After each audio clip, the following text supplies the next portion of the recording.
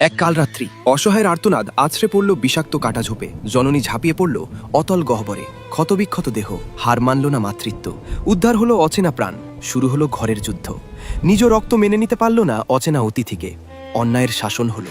কাঁপতে থাকা অচেনা ছানাটিকে টেনে নিলেন বুকের ওমে, পরম শান্তিতে। সময় বয়ে যায়। অভাবের দিনে জননী অনেক কষ্টে আনলো আহার। নিজ রক্ত স্বার্থপরের মতো কেড়ে নিল সবটুকু। ক্লান্ত জননী, কিন্তু দেখ, সেই কুড়িয়ে পাওয়া ছানাটি নিজের ক্ষুধার কথা ভুলে খাবার এক টুকরো তুলে ধরল ক্লান্ত মায়ের মুখে। এটাই কৃতজ্ঞতা। আজ তারা পূর্ণবয়স্ক, নিজ রক্ত প্রাচুর্যের পাহাড়ে বসে একাকী ভোগে ব্যস্ত। বৃদ্ধা দুর্বল মা কাছে আসতেই অবজ্ঞায় ডানা ঝাপটে সরিয়ে দিল তাকে। জননী চরম অসুস্থ, আর তার নিজ রক্তের সন্তান চরম ঘৃণায় মুখ ঘুরিয়ে চিরতরে উড়ে চলে গেল দূর আকাশে।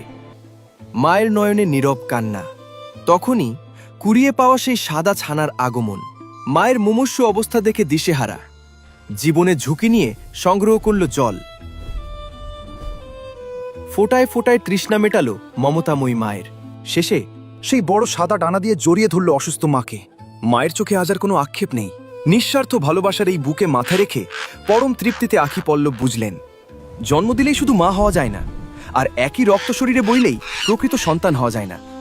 রক্তের সম্পর্ক না থাকলেও নিঃস্বার্থ ভালোবাসায় যে আগলে রাখে, সেই তো আসল মা। আর যে বিপদের দিনে ঢাল হয়ে দাঁড়ায়, সেই প্রকৃত সন্তান। গল্পটি আপনার বিবেককে নাড়া দিলে ভিডিওটিতে একটি লাইক দিন এবং এমন গল্প পেতে ফলো করুন।